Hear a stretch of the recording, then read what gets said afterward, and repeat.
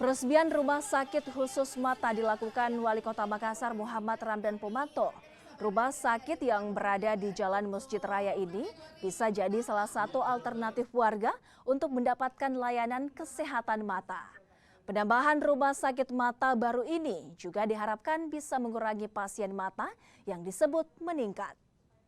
Sakit khusus atau spesialis seperti ini tentunya menambah peran Makassar menjadi kota yang lebih baik karena tuntutan kesehatan masyarakat semakin tinggi terkhusus mata, dan saya kira